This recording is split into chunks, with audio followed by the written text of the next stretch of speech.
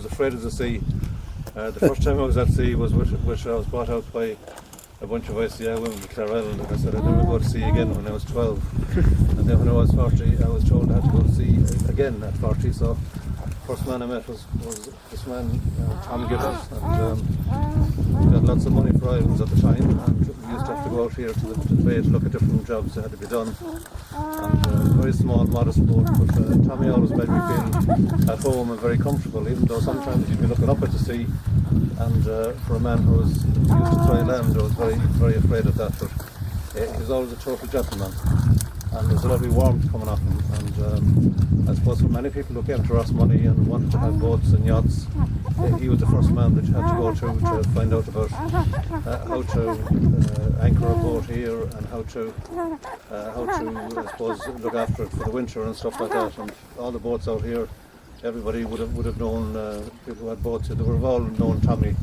He was the first man to meet on the pier, and as Margaret said, he had a lovely warmth to him, and he put you in good humour. And even if the day was mediocre, and God knows there was plenty of storm and rain coming around the corner here often, he still make you feel at ease. And he's a huge loss. I remember being in Galway when Paddy Cummins, who works with me, rang me on the day, and I can still remember the spot on the street where I heard the terrible news. It seemed totally inappropriate, and it was very shocking. And it was a great honour to be asked to write the poem. And you know,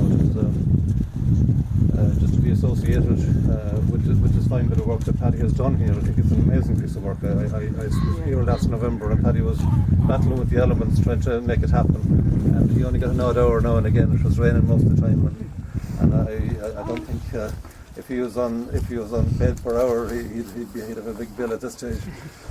So he's coming and going all the time, but it's a beautiful piece of work. I think actually that's the poetry, if you ask me. That's something I wrote. You know, there's as much poetry there as there is here. You know, and I'd like to congratulate Paddy and all the people associated with this monument. And well, I'll just read the poem, but it's there for people to see anyway.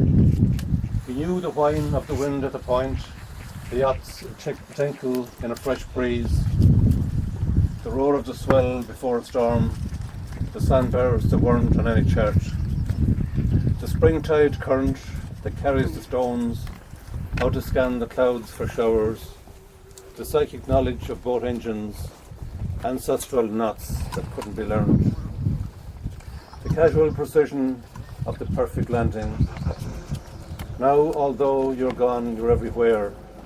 All I see is the soft beam of your modest smile, looking up at me on a summer morning, warning me that the steps are slippery, and every day, every year the sea takes its own.